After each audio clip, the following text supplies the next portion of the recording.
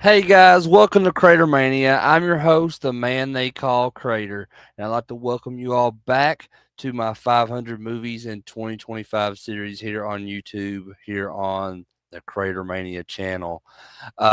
So we're now into part two of the Halloween Hoedown here on CraterMania. If you joined me last night, you checked out and you checked out the video, then you know that I talked about several movies like I was a teenage werewolf, and just talking about the worst witch, and just E.T. and several other movies, Night of the Demons. So if you didn't catch that by chance, be sure to go back and watch that episodes of part one of Halloween Hoedown here on the 500 movies in 2025. And if you're watching this live right now, then you'll probably know that it's pretty late at night. We're close to the witching hour, but and that's because I've had a really busy day, just doing a lot of stuff with family and everything, and just so I kind of had to schedule this late. But at the same time, it's kind of fitting because the whole witching hour thing, and that kind of plays into everything with the spirit and the season of Halloween.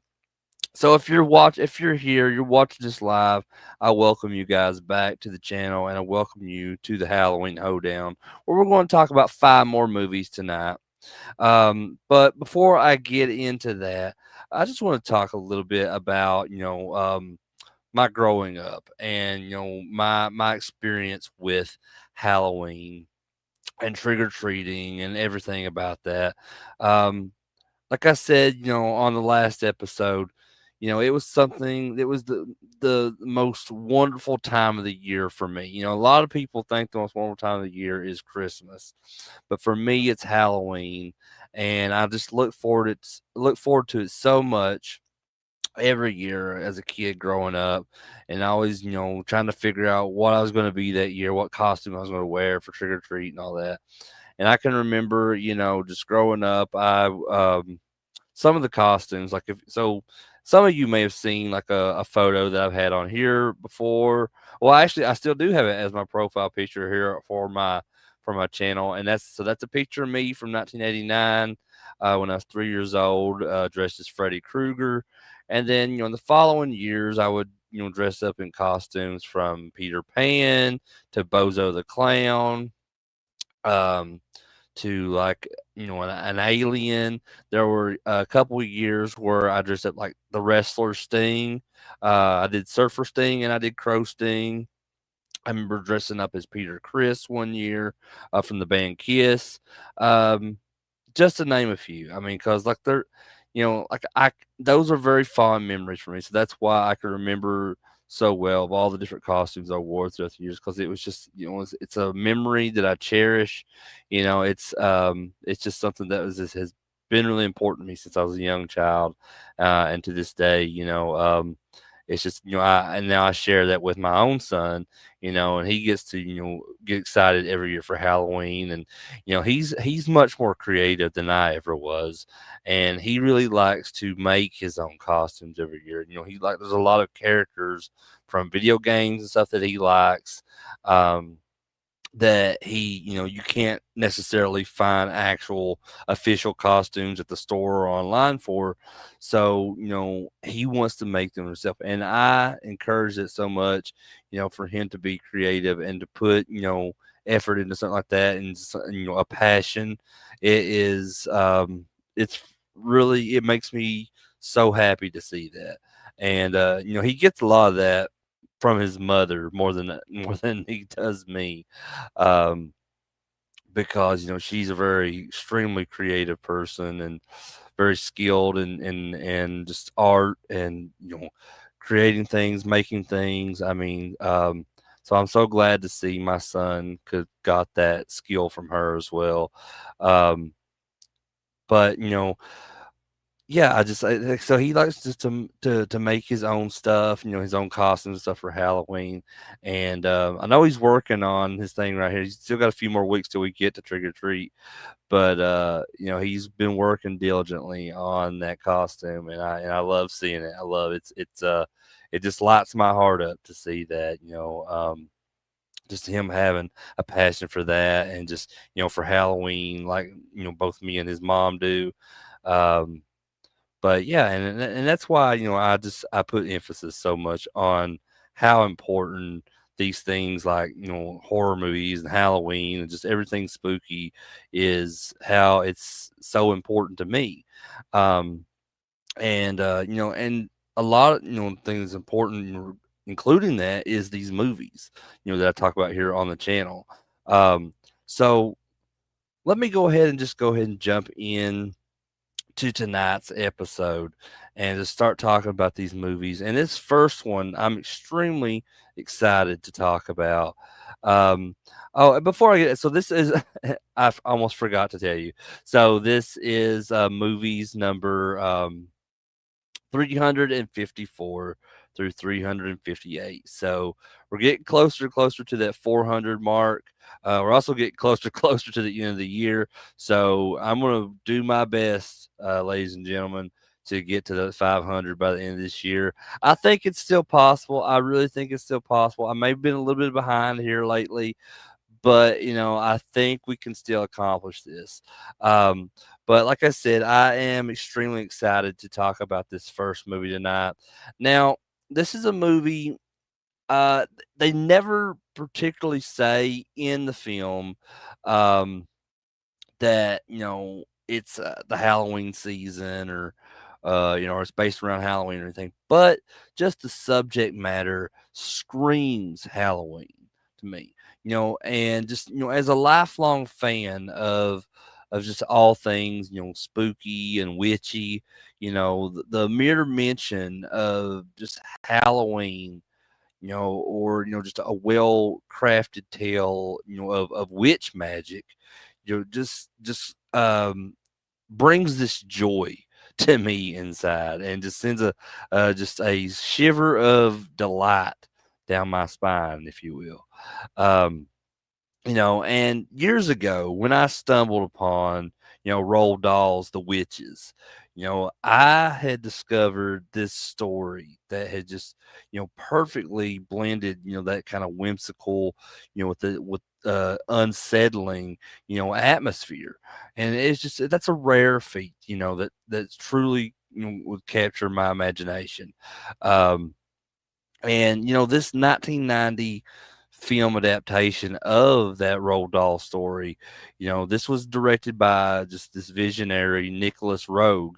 Um, it not only honored the spirit of Roald Dahl's book, but just in many ways, it amplified this kind of charm and this very creepy allure about it, and it really makes it this this cherished staple in from my childhood, and in this my kind of personal movie collection, especially during the season of Halloween. Um, you know, this movie is just this darkly magical adventure. It plunges us into this chilling world of these actual witches. Um, and there's this this orphan boy named Luke, and all this is revealed to him by his his loving and his knowledgeable grandmother Helga. And so Helga paints this kind of vivid picture of these these witches, these formidable beings. They're not just these kind of these cackling caricatures of folklore and thing, but they're just these very cunning, child hating predators who, just who conceal their true nature. Um, so, she describes, the telltale signs of just, the sharp claws hidden, beneath these gloves that they wear, the bald heads, it's covered by these really itchy wigs. Um, just that the unnaturally square feet, just kind of necessitating this, like these this particular type of shoes, and footwear that they wear. And most unsettling, just the that purple tinge in their eyes, and this kind of their very unnervingly keen sense of smell, or they think that these kids smell like like dog crap or whatever. Um, so the this kind of olfactory prowess is just a morbid fascination for witches. They can detect that sweet, clean scent of children, and it's like a foul stench to them. Like I said, it's like dog shit or something. And it just drives them to seek out the dirtiest unkempt youngsters to avoid being detected. Um, and Helga's has this Luke's grandmother Helga.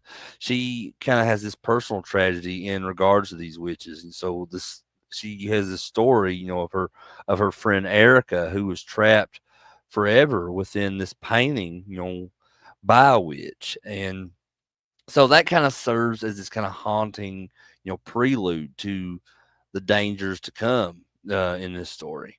um and following the tragic loss of his parents, Luke, he moves to England with his grandmother Helga, and it's a move that soon, leads them to this, seaside town of Bournemouth, I think is how they pronounce it.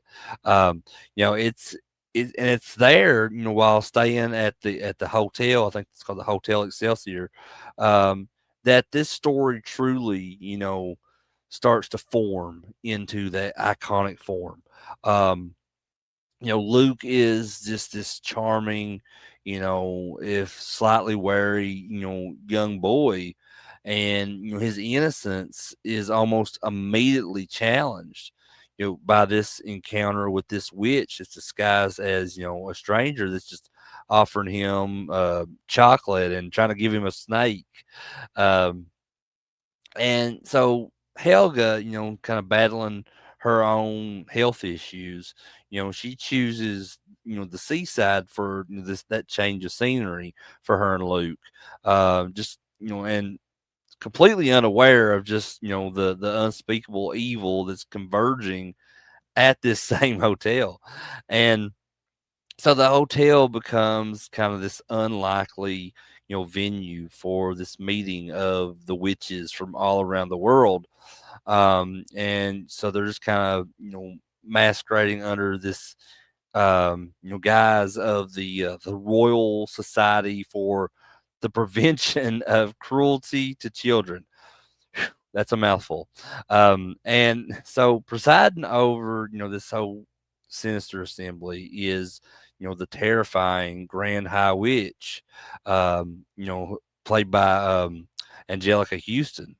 And, she's just a figure of this immense power and that just unparalleled malice. Um, and just the film's genius really lies in the depiction of this witch's convention. So Luke, who is just driven by curiosity and perhaps just a touch of youthful bravado, I guess you could say. He overhears these ghastly plans from these witches. And the Grand High Witch unveils this masterpiece that she has created, this potion that is designed to transform all the children into mice.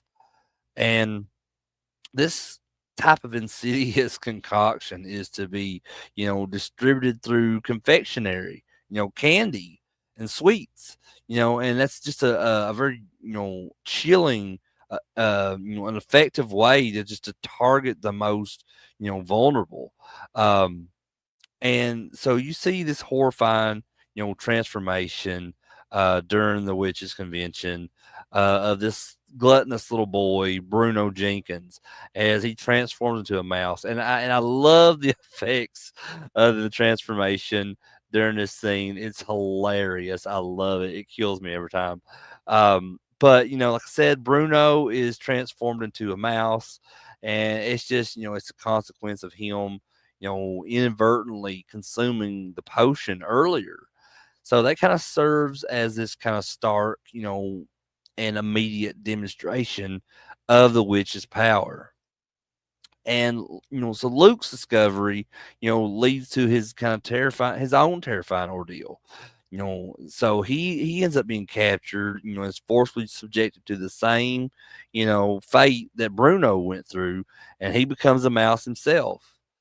So, the ensuing chaos, Luke's escape and just his desperate reunion with Helga, his grandmother, who is now having recovered from her illness, is she's initially shocked, but ultimately, just unwavering, in her love and belief, and it really forms the heart of this film's, story. Um, and this is where I think the true spirit, of a witchy Halloween film starts to shine through. You know, Now as a mouse, Luke, with his grandmother's unwavering support, devises this plan that's worthy of, I think, any seasoned Halloween hero, in my opinion. So the objective is to infiltrate the witch's lair, and steal the potion, and unleash it upon just the very ones that created this, and that's the witches. So the climax of this film, is set during the witches, this banquet they got going on, and it is just a masterclass in suspense and dark humor. So the witches, they're just gorging themselves on this soup that's laced with their own potion. And so after a little bit, they start just hilariously and also at the same time horrifyingly they transform into mice themselves. And the Grand High Witch uh, mouse, when she's transformed into a mouse, I mean, it doesn't even really look like a mouse. It looks more like a big, huge rat. And it just looks so. And you got, Rowan Atkinson in this, who played um, Mr. Bean.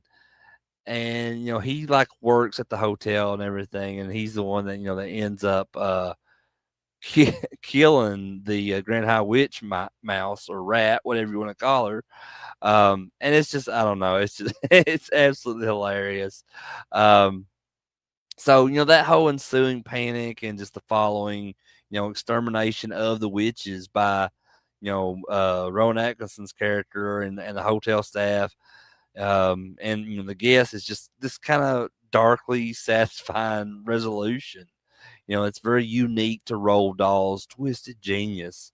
Um, the film doesn't shy away from those kind of grim, realities of the witch hunt, but it's delivered with this kind of fairy tale logic, that really makes it, just exhilarating for fans of the genre. Like I said, even the fate of the Grand High Witch, just was trapped under like this water glass or jug or whatever, and then it's just dispatched with a meat cleaver.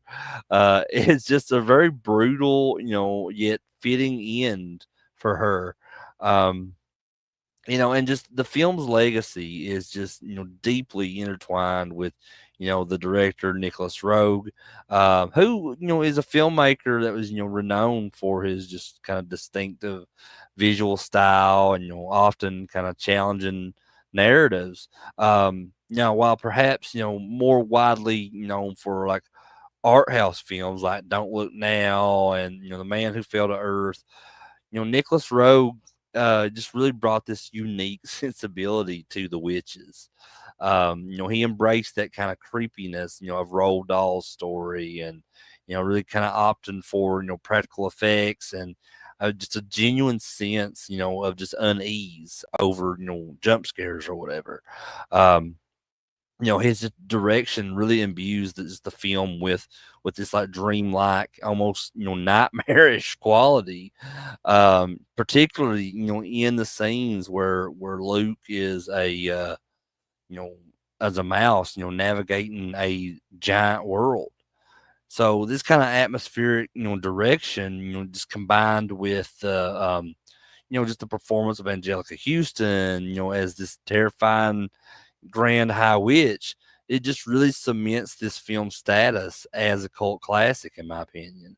Um, and just the impact of it, is just significant, particularly within that realm of just, children's fantasy and horror. It really dared to be genuinely frightening, and presenting these witches as, these kind of, formidable villains rather than, comedic figures. So, the film's just kind of faithful adaptation of, Roald Dahl's original book. It really took, certain liberties, particularly I think in the ending, which kind of offers, this glimmer of hope, and just a new mission for Luke and Helga. Um, and it just really resonates with, with audiences who appreciate its commitment just to kind of the darker aspects of fairy tales. Um, and I wanted to mention one other thing about that ending. I love in the ending when Luke is getting ready to be brought back as a human boy. He's going through the transformation again from a mouse back into a human boy. Um, and as a mouse, he was living inside the the vintage 80s real Ghostbusters firehouse toy, um, which when he transforms back into a real boy, explodes and destroys the fucking Ghostbusters firehouse. Um, but I just always thought that was a little interesting tidbit that was, humorous to me. But, for fans of witches and Halloween, this film just offers, a very potent, powerful cocktail of just suspense and dark humor, and just memorable imagery. The visual design of the witches themselves, just horrifyingly, revealed in their true forms with they've got the wigs, and so they're actually really bald, and they just have this horrifying, look to each and every one of them. Um, it that remains iconic, I think, and just a testament to, the film's kind of lasting power. It's a film that doesn't shy away, from that idea, that sometimes the most, terrifying threats kind of come in these most, unassuming packages. I think it's a very, Halloween-esque sentiment. Like I said, even though this is not technically a Halloween movie, and they never really say if it's based around Halloween or anything, but it really has that Halloween-esque vibe to it, with the witches and everything, and just and I think it's a movie that's shown on the regular each and every year, on TV around the Halloween season. So definitely, I'm not the only one who feels that way.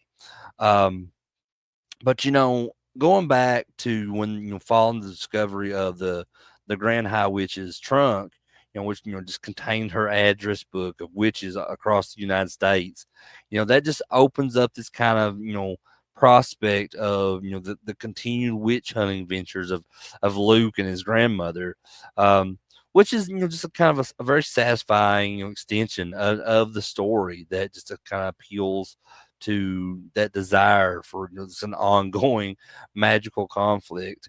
I would love to have seen a sequel to this, when them going to the United States and, trying to take down all these witches. But unfortunately, we never got that. But, anyway, in conclusion, The Witches is more, I think, than just a children's movie. It's just beautifully crafted, just dark fairy tale that just perfectly captures that, that spirit of witch lore, and just that thrilling unease of Halloween. And Nicholas Rogue's direction, the unforgettable performances here, especially, Angelica Houston's, portrayal of the Grand High Witch, and just, Roald Dahl's just brilliant story. All that combined to just really create this film that is just both terrifying and enchanting.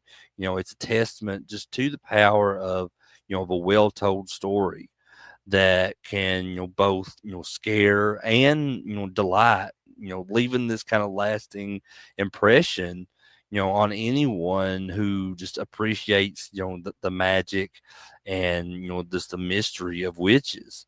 It remains for me, just this very quintessential, cinematic experience that I grew up with. I think, it's best enjoyed if you watch it during the Halloween season. Um, but definitely, I mean, if you guys have never seen The Witches, and you're just, you're a fan of witches, you're a fan of Halloween, you're a fan of just these, types of movies like that, around this time of year, definitely check out The Witches. Um, I absolutely love it. Um, but moving on to the next movie, this next one is another really special movie for me.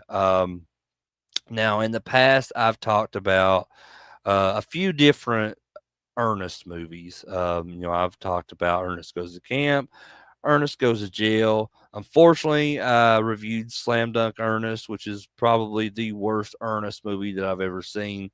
Don't recommend that one. But, just for like myself and other devoted fans, of Ernest P. Worrell, especially for those who hold Halloween in their hearts with that same kind of affection like I do. Ernest Scared Stupid is just a cherished tradition. Just this kind of warm hug of nostalgia. And, and quite frankly, it's my number one favorite Ernest movie. Um, and to make things more interesting, today's date, October the 11th, so 34 years ago, on this day, Ernest Scared Stupid was released. So on October the 11th, 1991, Ernest Scared Stupid was released on into the world. And just, like I said, absolutely love this movie and just the lore surrounding it. Like, so a lot of the costumes for the trolls in this movie were the same costumes um, created by the Chiodo brothers that were used in Killer Clowns from Outer Space. And that is just the connection between Killer Clowns from Outer Space and Ernest Scare Stupid is just amazing to me. I absolutely love that. This movie just it perfectly encapsulates everything that just makes the character of Ernest just so endearing, and it pairs it with this one of the things I love most in this world, and just this very spooky, and ultimately heartwarming Halloween premise. Um, this movie is just a pure, unadulterated dose of just earnest magic. Kind of seasoned with just that right amount of Halloween spirit. I mean, how could I not love this movie? I love Ernest. I love Halloween. You combine them together, that's 100% going to be my favorite Ernest movie. And like I said, this movie was released on October the 11th, 1991, and it's just this it's this comedy horror film that was directed by the masterful John Cherry, the master of all things Ernest, other than Jim Varney, and just because he is just the visionary, behind, all of Ernest's, cinematic adventures, and then you have starring just the legendary Jim Varney, as Ernest P. Worrell, and then you have Eartha Kitt as Old Lady Hackmore. This film just stands as this all time iconic Halloween film, and it's the fifth installment in the Ernest film series, and I think the fourth one to be released by Touchstone Pictures. But it really had this kind of modest box office success. I think it grossed around like 14 million or something like that, and it really just it marked the final Ernest film under the Touchstone banner as well, sadly to say. But the premise of Ernest Scared Stupid is just this kind of blend of folklore, and just the iconic Ernest chaos. It begins in just the late 19th century, with the existence of this wicked troll named Trantor, who possessed this terrifying ability to transform children into these wooden dolls, just draining their life force from them, and it would bring their life force in to him. Um, so the townsfolk of Briarville, Missouri, they managed to capture Trantor, and they seal him away, beneath this huge, like, oak tree. And this was overseen by the Reverend Phineas Worrell, which was Ernest's ancestor, and the village minister. Um, However, Trantor, in his kind of dying throes, placed this powerful curse upon the Worrell family, and that he could only be released on the night before Halloween, by a descendant of the man who sealed it. And furthermore, each generation of the Worrells would become more and more dumber and dumber and dumber as the generations would go on. And thus that brings us culminate in to the dumbest member of the family tree, uh, Ernest himself, freeing this ancient evil. So, like I said, fast forward this, a century later, we find Ernest, just, he's just this well-meaning but comically inept sanitation worker.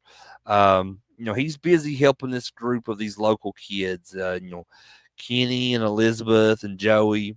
He's helping them construct this tree house, and unbeknownst to them, and crucially Ernest, their chosen spot is directly above the tree that seals Trantor. So their construction efforts, unfortunately, start to dislodge that ancient seal. Um, so enter old lady Hackmore, who witnesses Ernest's accidental meddling, and attempts to warn him. So Ernest, and just in his typical fashion, he misunderstands, or perhaps he understands too well. I'm not sure, but it interprets it through this kind of unique lens of this being this idiot, and he inadvertently unleashes Trantor back into the world and in Briarville. Um, and this troll just wastes no time in in resuming this kind of horrific practice that he was known for. So Joey becomes Trantor's first victim, and being transformed into this wooden doll. Um, and Ernest kind of attempts to alert the sheriff, Cliff Binder, who's Kenny's dad, and he's just met with disbelief. As the town is just far more concerned with this upcoming Halloween party. Um, so just kind of left to his own devices, Ernest, with his trusty dog Rimshot, prepares for this kind of one man and one dog, if you want to count Rimshot, defense of this town. Um, so Trantor, he just continues his reign of terror, snatching up more children, including, one on a skateboard, I think, and just there's the brothers, Tom and Bobby Tulip, who are just ever these opportunists to try to profit from Ernest's predicament by selling him these ineffective troll traps and all this other troll like weaponry, which inevitably backfires, costing Ernest his job. Um, so, just with the help of the kids, Kenny and Elizabeth, Ernest decides to revisit old lady Hackmore, who ends up revealing the key to defeating Trantor. And that's, the heart of a child and a mother's care. So this kind of cryptic clue really proves vital as, Trantor continues, this gruesome work, capturing, Elizabeth and then Greg. Um, And even as parents start to grow frantic, Mayor Murdoch and the Sheriff Binder, they're just stubbornly, they proceed with this Halloween party, and just just kind of unaware of the true danger that's coming for them here. So Trantor ends up crashing the party, and he turns the mayor's son into his fifth wooden doll.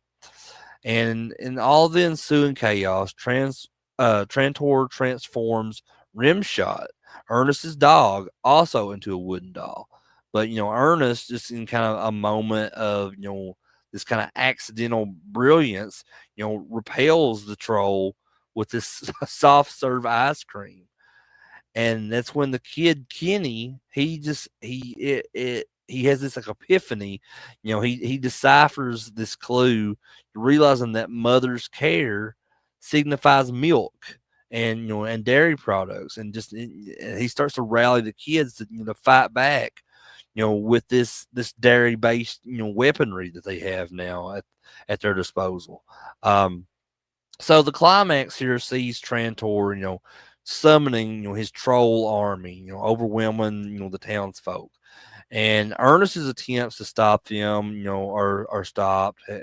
However, the children arrive. They're armed with milk and all these dairy products, and they dismantle, this troll horde.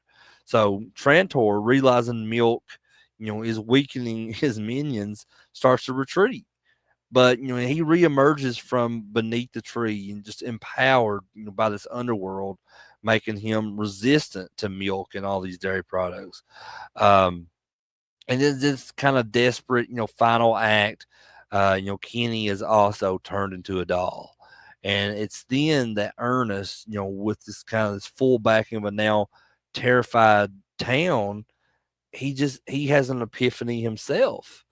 And so he understands that while milk has weakened, the troll and the trolls and Trantor's army, the heart of a child, which is this pure, unconditional love, is what will truly defeat Trantor.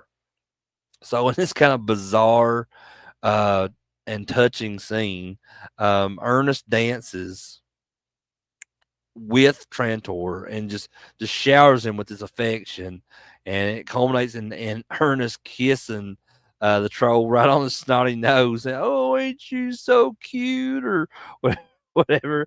So, and this just brings Trantor ultimately to his death. And so all the wooden dolls of the kids and the people, and just including Rimshot, and even those the people from the 19th century are brought back, and they're restored to their human selves. And and Ernest is held a hero of the town.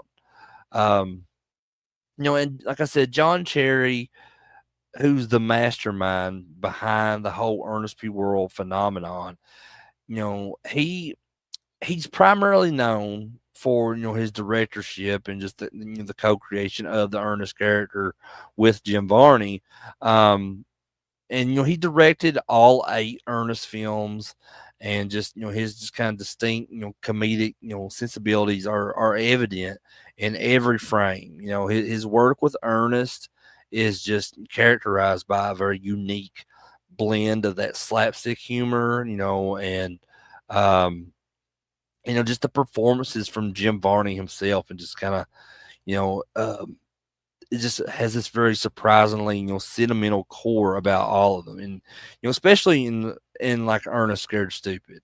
Um, and while John Cherry's filmography outside of the Ernest series is less extensive, you know his mark on like low budget, character driven comedies is just undeniable. He is the architect of Ernest's world, and just this his kind of consistent vision is really what makes the series, I think, so beloved by fans.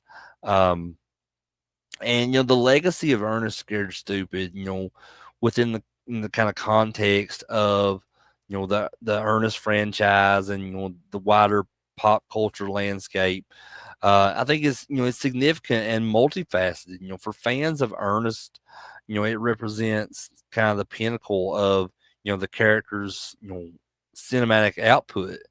It's this is the film that best you know married Ernest's lovable like buffoonery with a kind of genuinely engaging plot and a holiday theme. Now, I know there's also Ernest Saves Christmas, which I'll get to that one later this year when we get to the Christmas movies at the end of the year.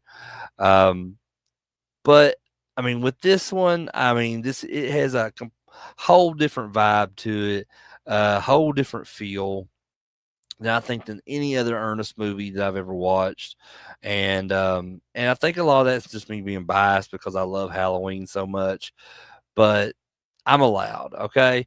So this movie is just fantastic, and I absolutely love it. And just the movie's kind of deep dive, into Ernest's lineage, connecting him to this, to that historical defeat, of Trantor, really gives this kind of accidental heroism that resonates. It's not just about Ernest being silly.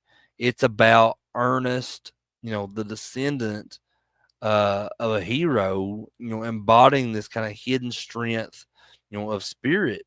And then I think this really elevated Ernest from a mere, comedic persona to, this figure of just unexpected courage.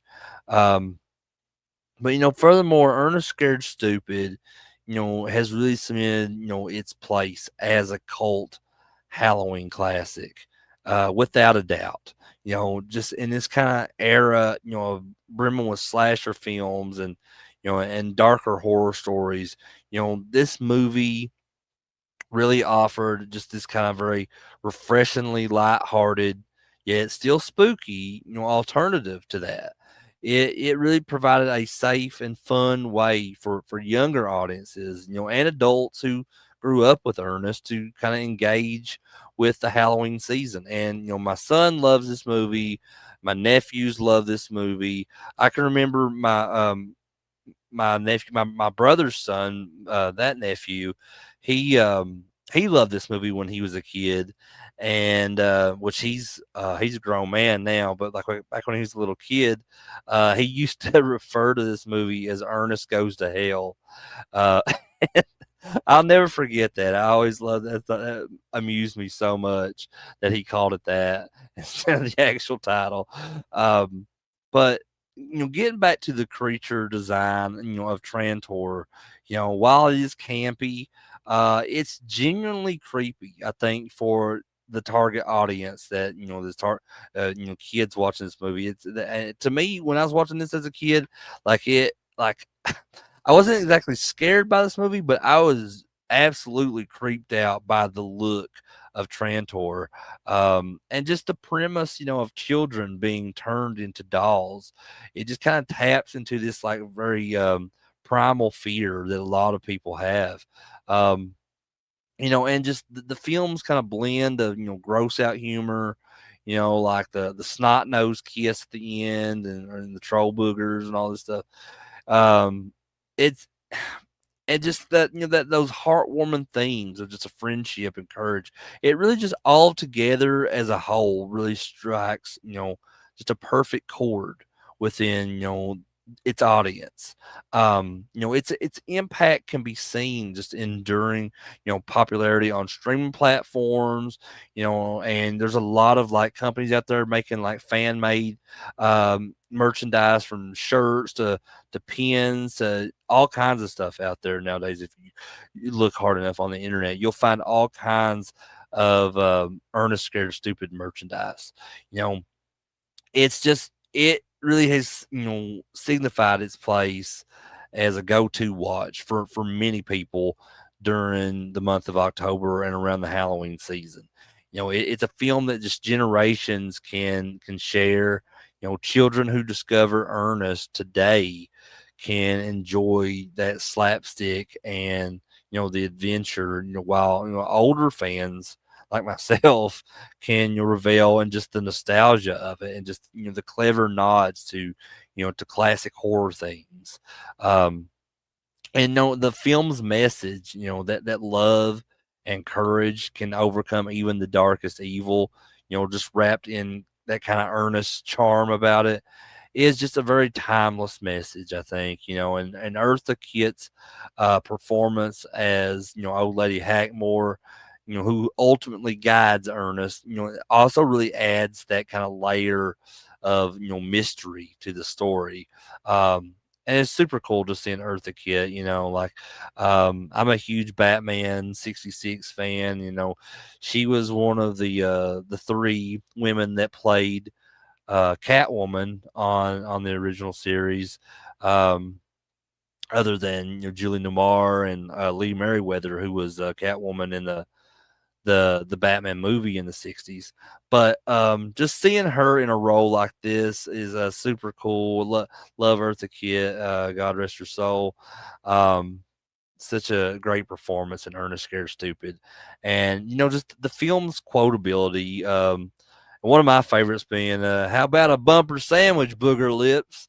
Like that's, I mean, that's, to me, that's just one of the many great quotes in this movie that will come out of my mouth from time to time.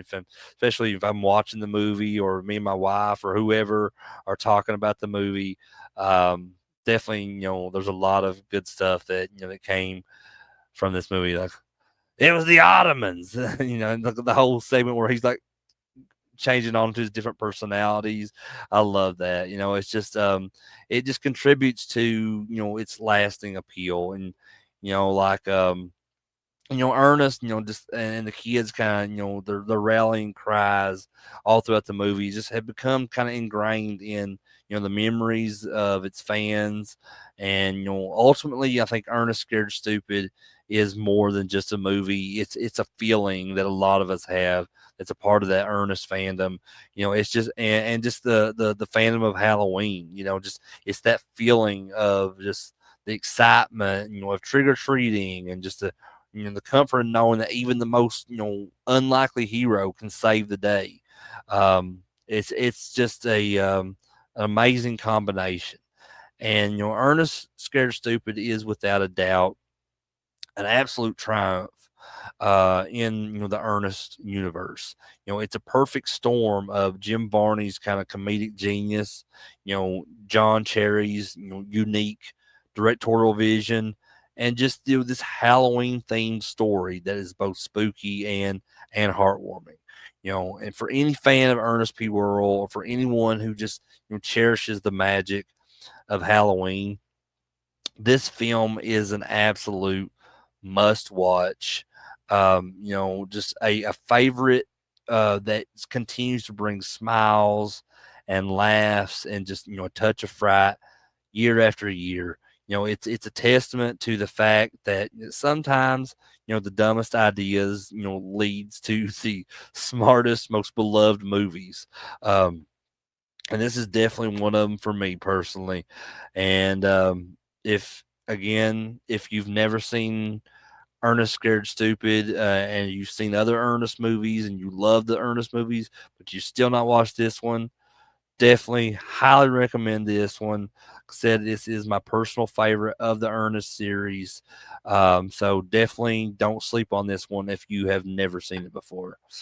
Um, but moving on, speaking about a lot of movies from a very early age in the early '90s, for me, when it comes to the Halloween season. You know, for a certain generation, Halloween isn't just about candy and costumes.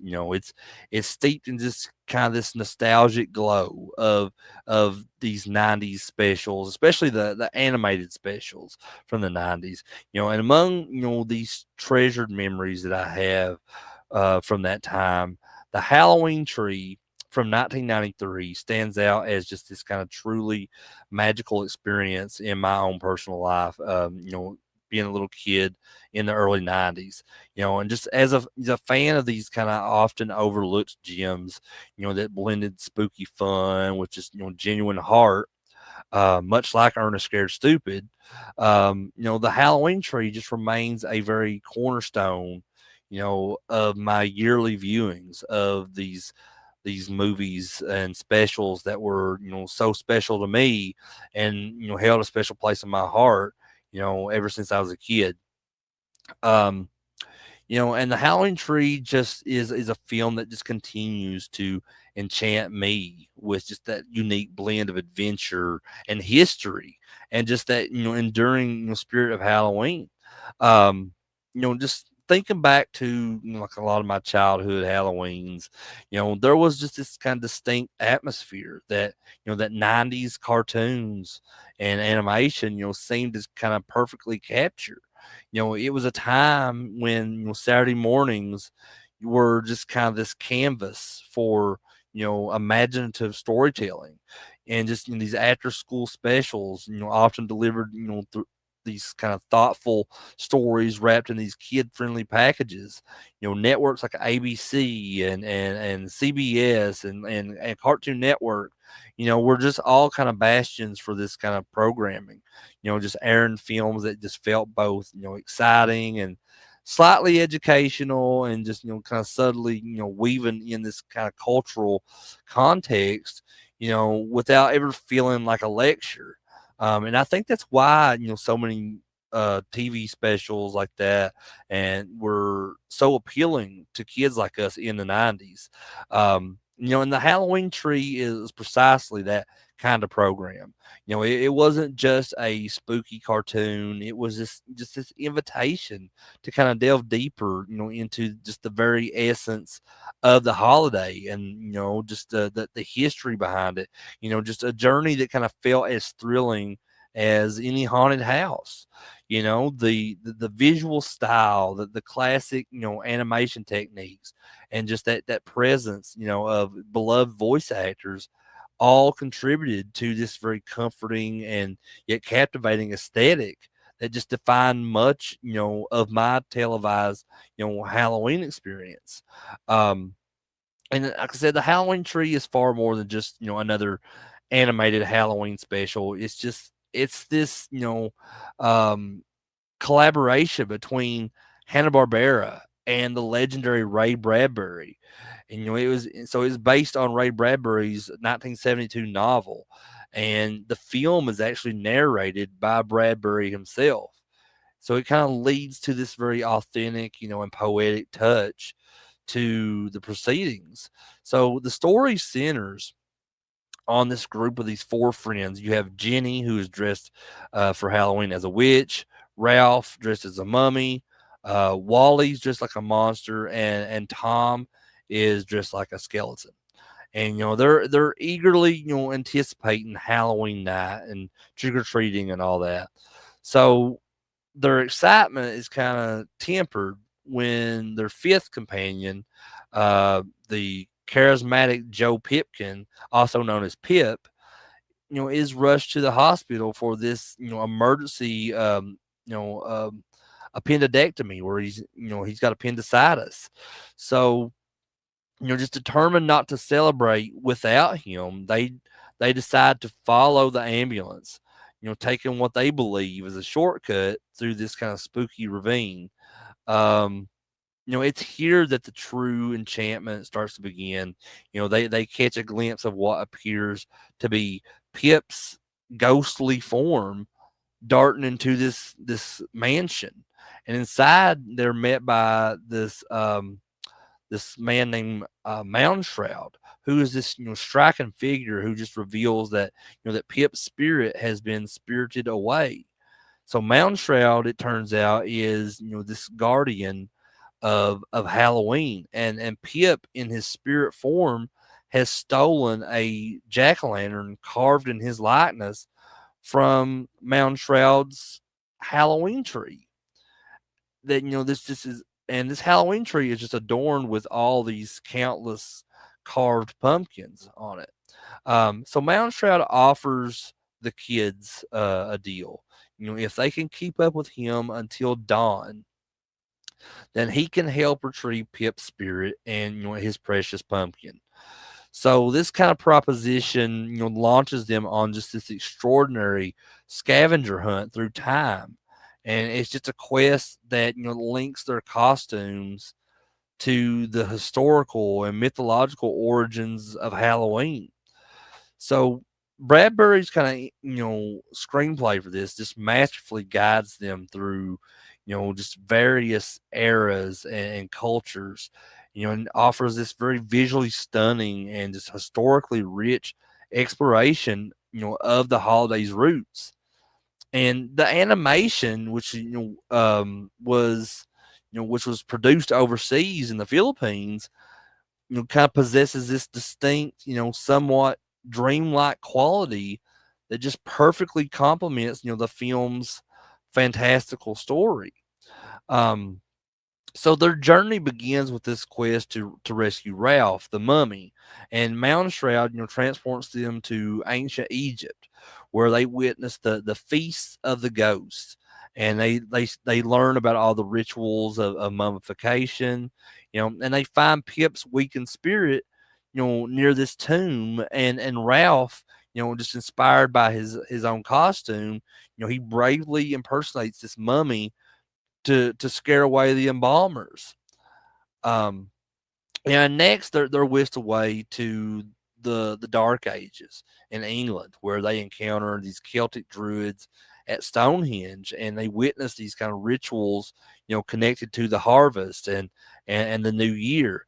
And Pip, as this in the form of this black cat, leads them to this coven of witches. And Jenny, who is disguised as a witch, she must overcome her fear to try and retrieve Pip. And then beyond this, their pursuit, continues to medieval France, where they marvel just at the gargoyles and the demonic figures, adorning all this unfinished Notre Dame cathedral. And Wally, as a monster, helps them understand that the symbolic nature of these creatures, and and just manages to reach, a Pip shaped gargoyle, just furthering urging Pip to return. So finally, at they arrive in Mexico, just kind of immersing themselves, in these vibrant traditions of Dia de los Muertos, which is the Day of the Dead. And here in the catacombs, they find Pip's spirit nearly depleted, and Tom, just kind of filled with guilt for having, secretly wished for Pip to be absent so he could lead, apologizes to his friend. And Pip, touched by that sincerity, he forgives him, but his spirit still begins to fade. So Mound Shroud declares that their quest has failed and Pip is lost. And in this kind of profound act of friendship, all the children offer a year from the end of each of their lives in exchange for Pip to return to life. So Mountain Shroud accepts, sealing the bargain with these sugar candy skulls. And Pip is revived, reclaims his pumpkin, and they are instantly transported back to their town, with, the adventure concluding. And, they find Pip safely home from the hospital, which is a testament to their sacrifice, and back at the mansion, Mountain Shroud, he vanishes, and the Halloween tree is stripped of its pumpkins, save except for Pip's, and it just really symbolizes that power, of their bond, and that true spirit, of Halloween. And the legacy of the Halloween tree just lies in its kind of profound ability to, to educate and entertain simultaneously. It's a film that doesn't shy away from the darker, more, ancient origins of Halloween, especially, exposing that to children, because it explores all these themes of death and spirits and these ancient rituals with this kind of sensitivity, that just resonates even with kids. Um, and just by weaving these kind of historical facts and, and cultural traditions into this kind of captivating story, the film instills this deeper appreciation for, Halloween's kind of rich tapestry. Just the visual splendor, and with its kind of distinct, art style and imaginative depiction of just these historical settings, it really has cemented its place just in the hearts, of many who grew up with it. And furthermore, the film's kind of thematic core, of friendship and sacrifice is incredibly powerful here. Just the children's loyalty to Pip, culminating in their selfless offer to trade years of their lives, just definitely just underscores that true meaning, of companionship and friendship. And this whole emotional depth really elevates the Halloween tree beyond just a simple Halloween cartoon special. It really just turns it into this story about courage and forgiveness and just the power of human connection. And the film just has this enduring popularity nowadays. Often featured during the Halloween season on networks like Cartoon Network, and it's just a testament, I think, to that timeless appeal and its ability, to spark, wonder and reflection. And it is in every sense, a masterpiece, of '90s animated Halloween movies. It's a film, I think, that respects its audience, by offering this kind of layered story, filled with this history and mythology and that genuine emotion, and just Ray Bradbury's, genius, brought to life by Hanna-Barbera's animation, and also the captivating voice of Leonard Nimoy just really creates this very unforgettable experience. And for fans of my generation, it, like I said, it remains for a lot of us a cherished tradition year in and year out. Um, just a very bewitching journey that continues, to cast its spell, reminding us of the magic and the history and just, the spirit that truly defines Halloween. So it's more than just a movie to me. It's a gateway just to the very soul of the holiday. Um, and I will say that this movie is kind of tough to track down. So, the only release I have of this movie is on my original VHS tape that was released, many, many years ago. But if you've never seen the Halloween tree, if you look hard enough, you'll find it somewhere on the internet to watch. Um, but yeah, if you are able to track it down, I highly, highly recommend this movie. Has such an amazing message to it, and I just love the history behind Halloween that it deep dives into. So yeah, if you're a Halloween fan, you do not want to miss Halloween Tree. But that brings me to the next movie. So this next movie, you can kind of take it or leave it. I personally love this movie. Um, I grew up watching this movie a lot as a kid. It's just it's a cinematic gem for anyone who cherishes the kind of nostalgic and slightly spooky and just kind of very silly but charming Halloween movies of the 1990s. Especially if you, like me, grew up with the watching the Olsen twins, Mary Kate and Ashley Olsen, because I was a huge fan of the TV show Full House, and their kind of dual shared role as Michelle on that show. So I was always watching other projects that the Olsen twins were in as well, and this was one of them from 1993, Double Toil and Trouble. This was a made for television film, which a lot of their films were made for television. And it premiered on ABC on October the 30th, 1993.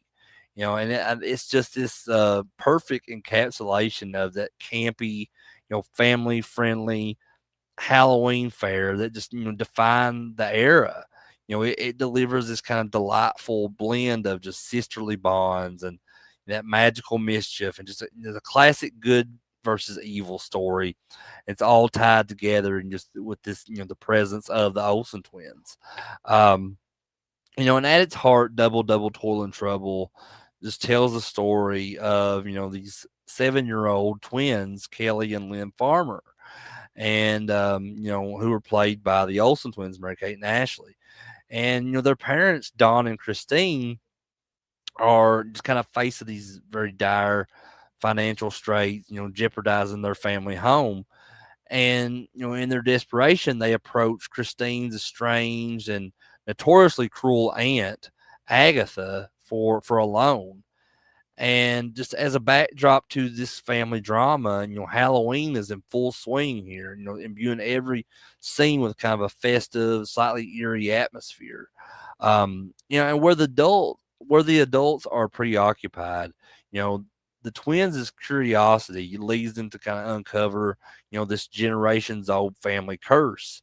They learn from this very eccentric gravedigger that Agatha's twin sister, Sophia, has been trapped in the netherworld for years. And so this tale kind of unfolds with this classic, witchy backstory, a powerful witch, a hidden moonstone that grants this immense power.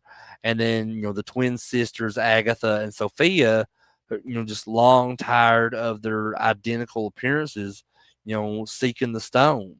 And Agatha finds it first, uses its magic not for this any kind of sister equality, but for cruel dominance, ultimately banishing Sophia into this netherworld, via this mirror, on just the very Halloween that they were to, you know, um, when they were kids. So this curse, however, is just slated to become, permanent at midnight on this particular Halloween, leaving Sophia doomed forever unless broken by the combined magic of twins who possess the Moonstone. So the film just truly shines in this kind of execution of this plot. The Olsen twins, Kelly and Lynn, embark on this daring rescue mission, just armed with this toy magic wand that surprisingly, has these very genuine magical properties about it. Though it's pretty clear that the real magic lies just within the twins themselves, not an actual plastic toy magic wand.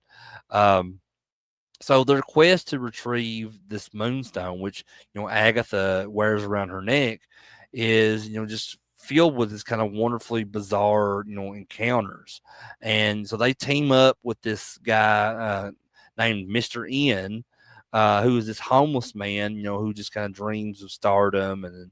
And later, they team up with Oscar, played by Phil Fondacaro, which you may know from like one of the Ewoks from Return of the Jedi. He was in Willow, Troll, and just Ghoulies 2, amongst other films. Phil Fondacaro is a legend, and he wishes that he could be taller um, in this film, and so this kind of unlikely group here, of the twins and Mr. End and Oscar, they all navigate this world of, kind of phony psychics and these pumpkin truck rides and these witch gatherings, and all while being, pursued by this increasingly enraged Aunt Agatha. Um, and the visual style of Double Toil and Trouble is just so, I mean, it is the definition of 90s camp. The costumes are just vibrant and over the top. Particularly Agatha's, gothic attire, which it kind of, if you've watched the Insidious films and the woman in black from the Insidious films, it's kind of the same outfit that Aunt Agatha wears in this movie. Um, and just the haunted house itself, where this witch's gathering is a very is just a character in itself. Just kind of filled with these dusty attics and shadowy corridors, and just the kind of ominous central magic mirror. And the pacing is just very brisk with enough twists and turns to keep young viewers without ever becoming too frightening or whatever. So the film just masterfully balances its darker magical elements with just these moments of just genuine heart and humor, and that's largely thanks to the dynamic between Kelly and Lynn, and their kind of sisterly support and that unwavering determination just to save their Aunt Sophia is just the emotional anchors of the story. And the supporting cast, including Cloris Leachman as both Agatha and Sophia, and then Wayne Robson as the gravedigger. It's they all commit to this kind of heightened reality, of the film, adding to its kind of charmingly, overblown atmosphere. Um, and the director here, Peter Crane, who's perhaps not a household name or anything, same vein as other like fantasy filmmakers, he does have a solid track record in television, often working on like family oriented projects, but his direction is effective for a made for television movie, just focusing on that clear storytelling and just and these strong performances from his young leads here.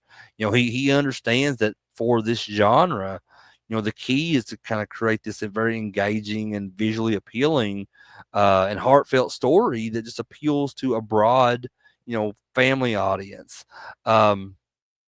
And while it might not be a cinematic masterpiece or anything in the traditional sense, its legacy and the impact really lie just in its ability to, evoke these strong feelings of nostalgia for a specific era, of family filmmaking.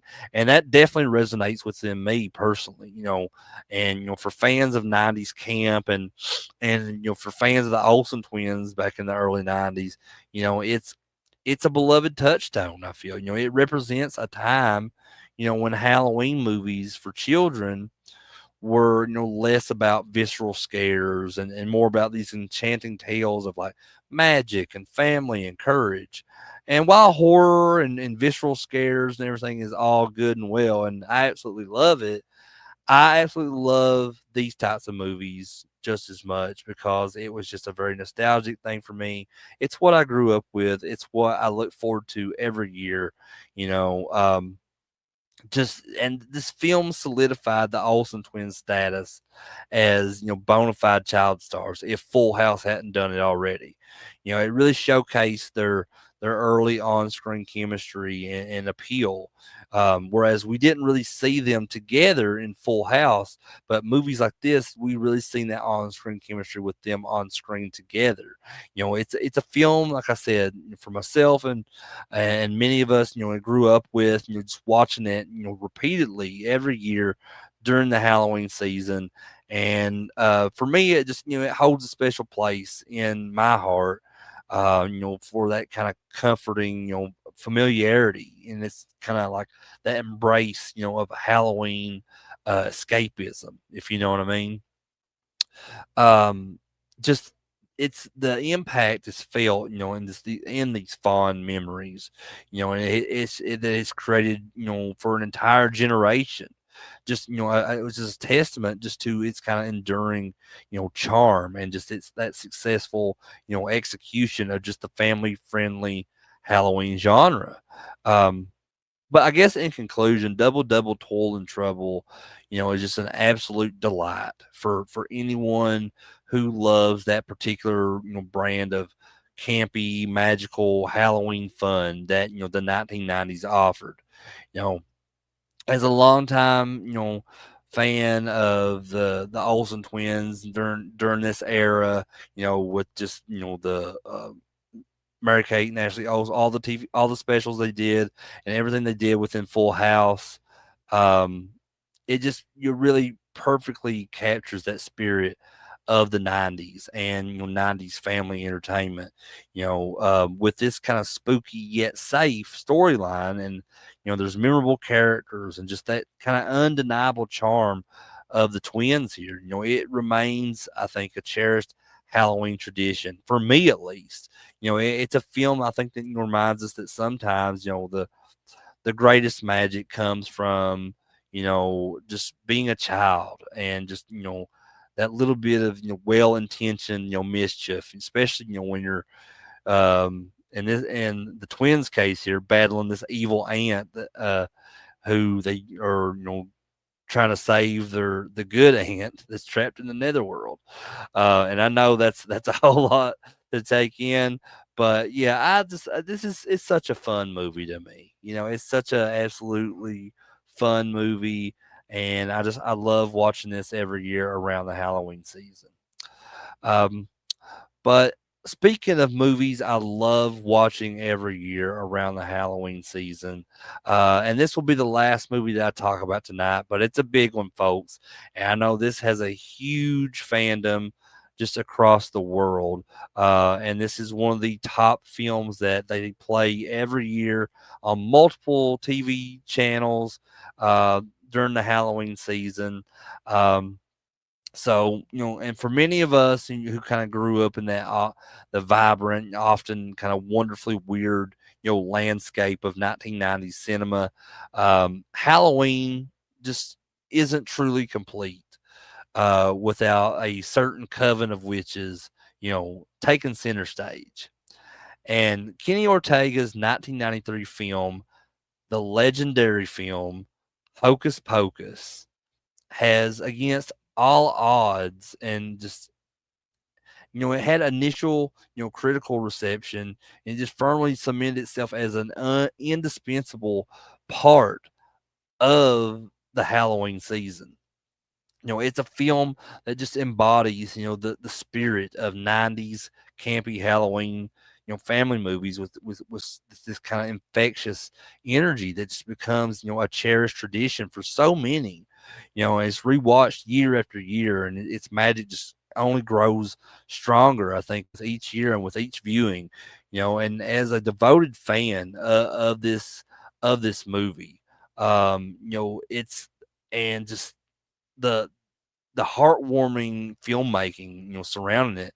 Hocus Pocus isn't just a movie. It feels like this safe space for me in a way during the Halloween season.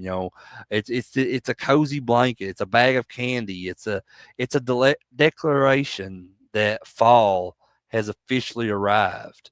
Um, and Hocus Pocus is just, it takes audiences away to this Halloween obsessed town of Salem, Massachusetts.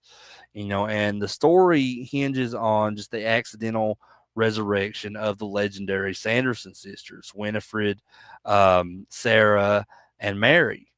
And, these three sisters who were once condemned for their dark magic are just inadvertently brought back to life on Halloween night.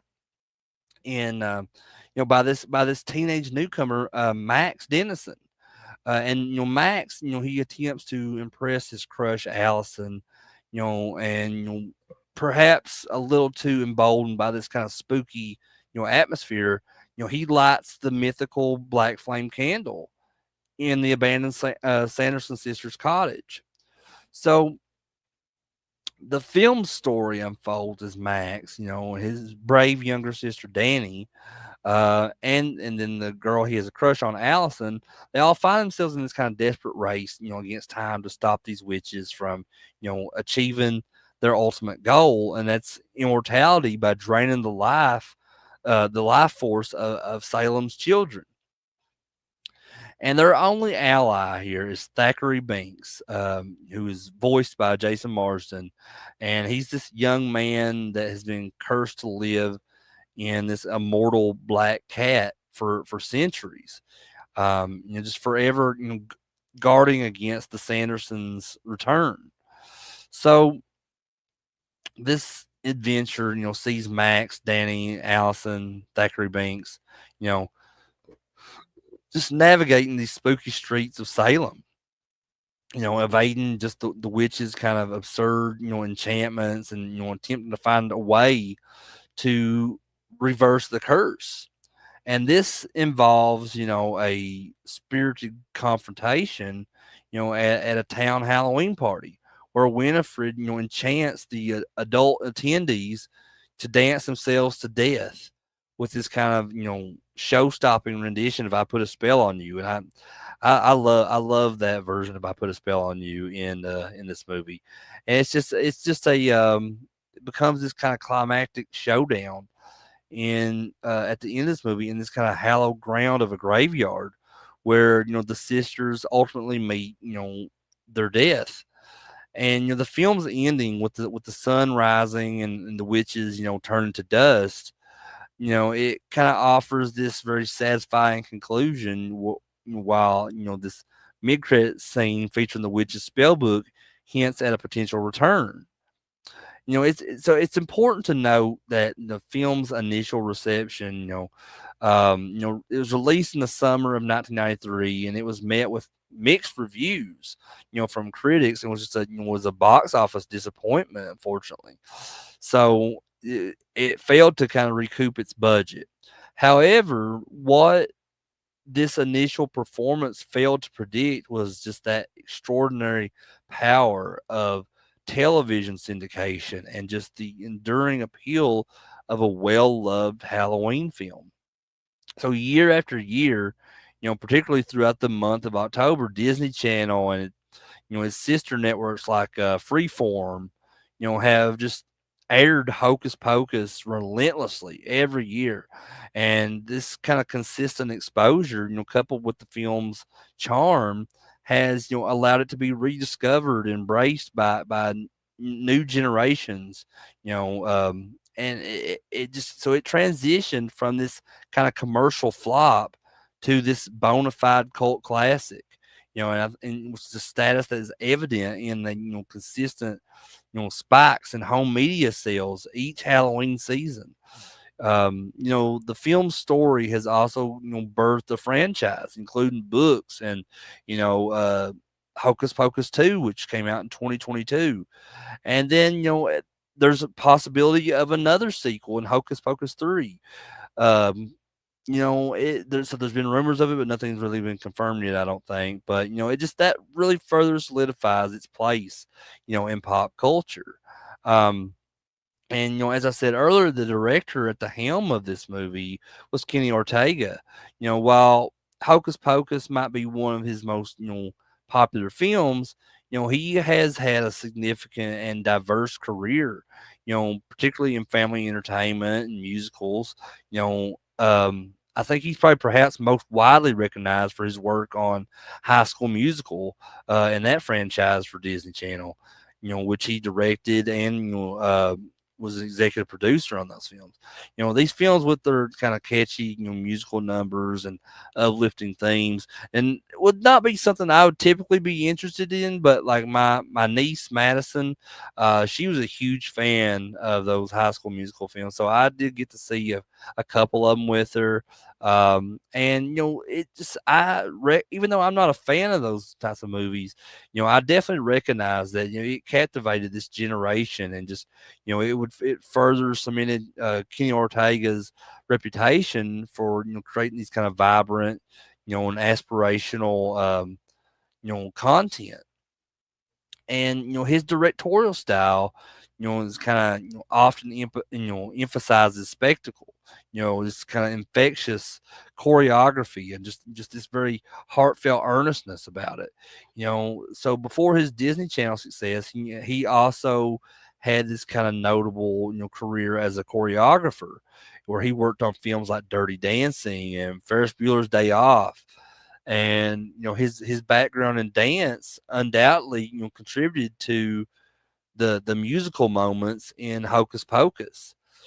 Particularly Winfred's iconic performance at the Halloween party. He also directed this movie from '92 that my wife loves, called Newsies, which is a musical film that much like Hocus Pocus found this kind of significant cult following long after its release. And Ortega's ability to just to blend fun and fantasy and just a touch of melodrama, all wrapped in this kind of visually appealing package, is just a hallmark of his work. It's these kind of very qualities that make Hocus Pocus such a rewatchable classic. And the legacy and the impact of Hocus Pocus is nothing short of remarkable, and especially consider its humble beginnings. Um, the film's journey from a box office flop to just this cultural phenomenon that is almost synonymous year after year after year after year, decade after decade now, with the whole Halloween season, the spirit of Halloween, especially on television. you know, it's just a testament to that enduring power of nostalgic storytelling and that unique magic of Halloween.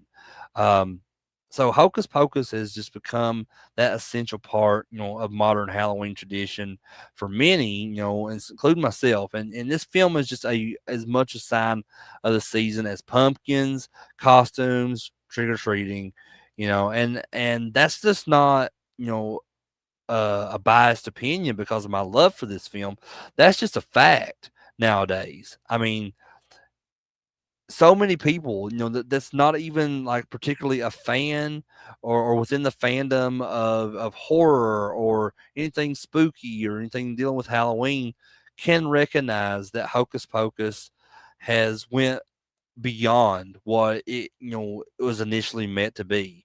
It's that annual marathon airings on television have just ingrained it as the kind of collective consciousness of multiple generations. It's just created this kind of shared cultural experience. So this consistent exposure has just fostered, a deep sense of nostalgia, just a kind of that feeling associated with childhood Halloweens and family movie nights, and just just the thrill of the of a spooky story, that isn't too scary. Um, and the film's cult classic status is, like I said, is undeniable. It's that initial critical dismissal was just clearly premature. The very elements that just might have been criticized, it's over the top performances, the campy sensibility, just the dated visual effects, you know, have all become its greatest strengths. And why this film continues to grow, and have a bigger and bigger fan base year after year. Um, in an era where, many family films, strive for that kind of gritty realism or that polished perfection, Hocus Pocus just embraces that theatricality about it. And the Sanderson sisters, who are just, portrayed with just uninhibited glee by and Bette Midler, Sarah Jessica Parker, and Kathy Najimy are, just villainously charismatic. Their physicality, their wicked cackles, just the flamboyant costumes, it's all irresistible. Just the embrace of the theatrical and that slightly absurd is really what makes the film so endlessly quotable and rewatchable. It doesn't take itself too seriously. And I think that's precisely why, audiences have fallen in love with it. Um, but furthermore, Hocus Pocus has just influenced that perception of Halloween in pop culture. It helped to solidify the idea of Halloween as this multifaceted holiday, capable of being both spooky and fun, terrifying and family friendly. Just the film's blend of dark fantasy with, comedic elements provided a blueprint for many following Halloween films for years to come that aim to entertain this broad audience.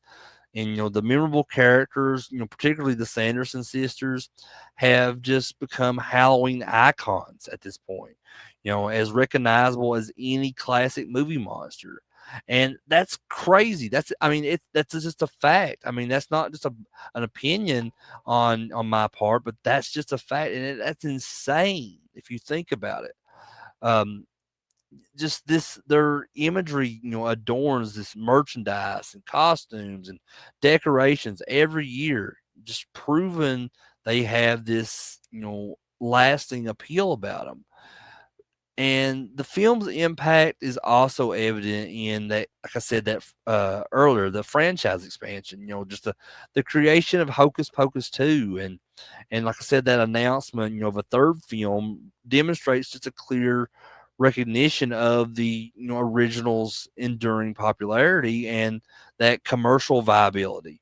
This sustained interest from Disney and just that enthusiastic reception of the sequel proves that the magic of the Sanderson sisters continues to resonate with audiences, and that that foundation that was laid by the 1993 film is just remarkably strong. Um, but finally, Hocus Pocus has played just a crucial role in the resurgence of camp in mainstream cinema. It's kind of unapologetic, silliness, it's theatrical performances, and just its playful embrace of the supernatural just paved the way, for a greater appreciation of films that don't necessarily adhere to traditional story structures or tones. It proved that a film could be both critically overlooked and deeply beloved, and that is a healthy dose of camp that could be a recipe for lasting success. Um, and like I said, Hocus Pocus is more than just a Halloween movie. It's almost like a cinematic artifact at this point that has just kind of woven itself into the fabric of the holiday.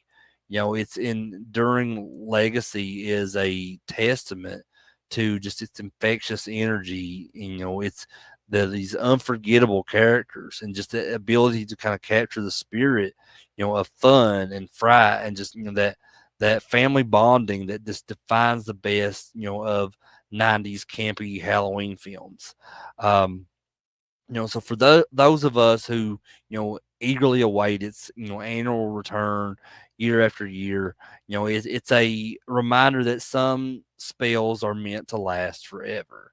Not to be cliche, but that magic of the Sanderson sisters and all their cackling and bewitching glory will, continue to enchant us for years and years to come. It's a film that, like, a well brewed potion, if you will, it just only gets better with age. It's become this bewitching tradition, that just continues to cast its spell year after year on us. Um, and like I said, as you can see, I absolutely love this movie. I love Hocus Pocus. And, I actually have these sitting right here. I'll show these to you guys. So I have a few of the pop figures from this movie. So I have the Sanderson sisters that's actually sitting right here. So, these were the first. So they've made a few different ones now, but these were the first Hocus Pocus pop figures they put out. So there's the Winifred pop figure, and you can see she's just got her, standard broom with her in there. Um, and then you got Sarah. So, and she has the mop, of course, because she couldn't find another broom, so she has to use a mop to fly on. And then Mary, which is she's probably my favorite of the three. Kathy Najimy that plays her, who's also the voice of Peggy Hill on King of the Hill, and you can see she's got her vacuum cleaner. So, Sarah got stuck with a mop, Mary got stuck with a vacuum cleaner, and she's definitely the biggest comic relief of the three. I feel. But this, like I said, this movie is super special to me. It's definitely one I have to absolutely watch year after year during the Halloween season, and I suggest all of you do the same. But that is it for tonight, guys. I want to thank everyone so much if you were here watching this live, or if you're watching this on the replay, just thank you guys so much for taking the time to check this out here on the channel. I got another episode this weekend, tomorrow night, Sunday night. Where I'll be talking about 5 more movies based around the holiday season. So definitely be sure to check that out. please drop me a comment below on this video what your favorite of the 5 movies I talked about tonight, and let me know why. Let's have a conversation about that. And if you like this video, please give it a thumbs up. I would appreciate that so much. It would, mean a lot to me. And if you're new to the channel, please hit that subscribe button below to catch more videos from me like this one. And so because like I've got a ton more Halloween movies coming up for this month, and just a lot more special stuff in store for the rest of the year. So please just join me on this journey. Hit that subscribe button, and let's do this together, guys. And as always, click that bell for any future notifications on the channel. But with all that said, I am Crater. This is CraterMania. I love you guys. Have a good night.